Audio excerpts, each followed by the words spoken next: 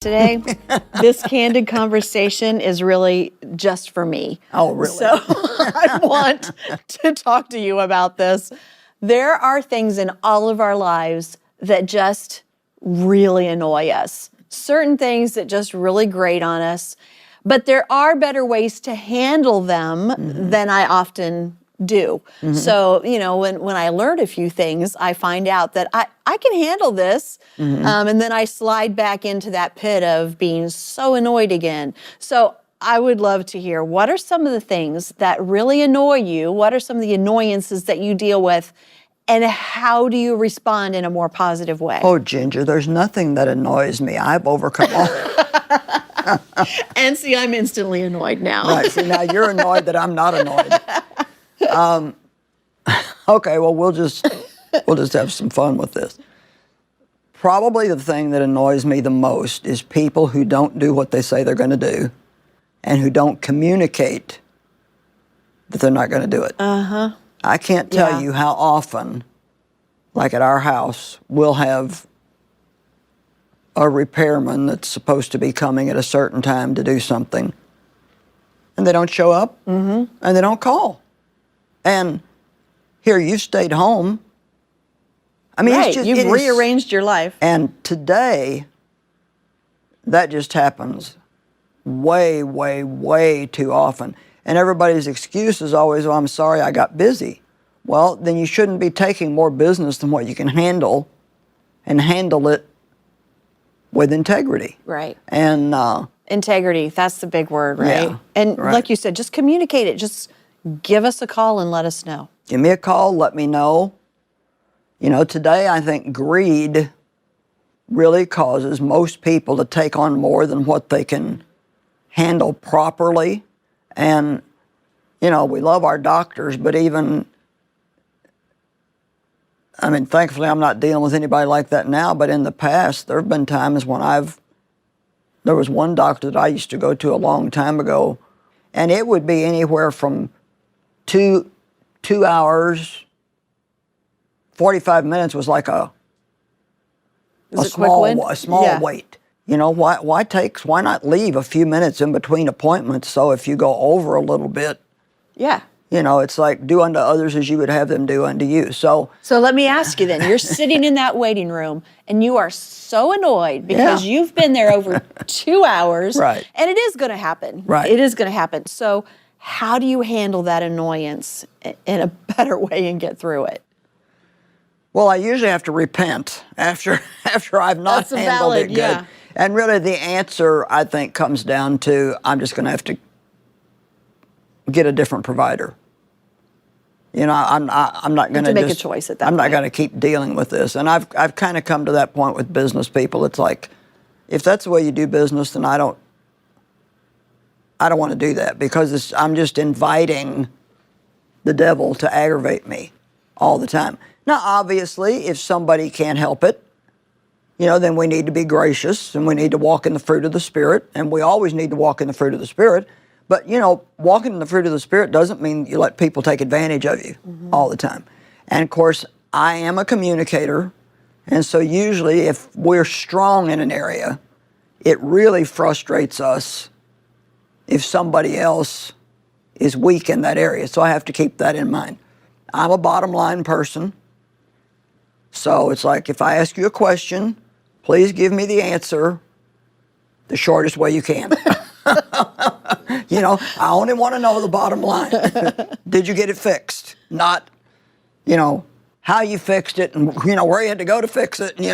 And so I have a tendency to get annoyed with people that are extremely detailed. And that's one that I have to work on and take responsibility for, because they can't help being detailed any more than I can help being, like my husband is real detailed. And so if he'll start to tell me about a movie, "Oh, I watched this movie last night," and I just feel like it takes forever for him to tell me what was the movie about. You've seen the whole movie by the time the conversation is over. So, God puts us with people that are not like us for the purpose of giving us practice on this fruit of the Spirit. Yeah. Another Patience. another thing that annoys me are little nitpicky continuous noises. And so I was recently somewhere writing for a couple of weeks, and a part went out in the refrigerator. They couldn't get the part for a while. And so about every 2 minutes, the refrigerator would go click, click, click. 2 more minutes, click, click, click. And I was, and it was not Just that grates far, on you. it wasn't that far away from where I was writing. And so I got to go, okay, Lord, somehow or another, you're going to have to help me just ignore this and not pay attention to it. So what about you? What annoys you? So one of the things that I find really difficult, and it's similar to some of the things that you've been talking about, but I like to make excuses for this annoyance, but I'm such a justice person, right? Yes. I want people to do what's right, Right. and to do what's fair. And so when I believe something isn't right and fair, then my instant reaction is to fight back, and I'm very annoyed at the circumstance. Gonna make you do what's right. Exactly. And so the bad thing of all of that is then I often respond in a way that is, not helping the situation. Right. It's more of an argument than a de-escalation or whatever. So that's one of those things. Like, for instance, if something says that it should be on sale, it should be on sale. And if I go up, exactly, if I go up and it's not really on sale, the sign was in the wrong place or whatever, then I don't do well with that. Now, I have learned a lot, and I've come a long way over the years, because I do understand that people move signs and mistakes happen. So, like you said, I just have to pray and breathe first and take a beat. Remember who we represent. Take a moment. Out representing Jesus. Exactly. And this is something that my daughters will still talk about, because I embarrassed them so many times when they were little.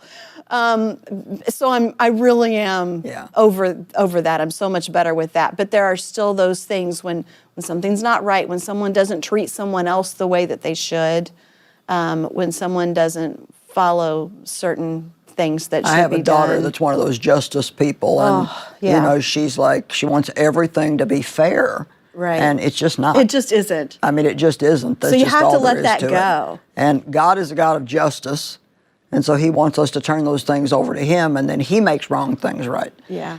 Something that annoys me is mean people. Oh, yes. Me too. And it annoys me so bad that there are certain TV shows that I like the plot and I would enjoy the show, but if one of the characters plays like this mean, sarcastic person, I just can't watch the show. And I know that's because my dad was like that, and I just can't. I can't handle it. It's like, just don't be mean. The world is mean enough without people being mean. I agree. And so now, what you just said, though, we've talked a little bit before, that recognizing where it stems from, recognizing those triggers, that's probably really helpful in handling some of those situations, to be able to say, no, I know why I'm reacting this way. All bad fruit has a root. Yeah.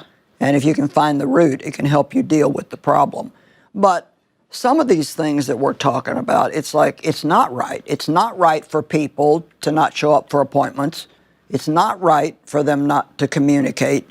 And so, since we can't make them change, the only thing we can do is ask God to help us behave the right way. I'm sure Jesus ran into, he ran into injustice all the time. All the time. And I'm sure those disciples were so annoying to him at times. Well, yeah, he's trying to tell them he's getting ready to go to Jerusalem, and all the suffering he's going to go through, and they're arguing about which one of them is the greatest.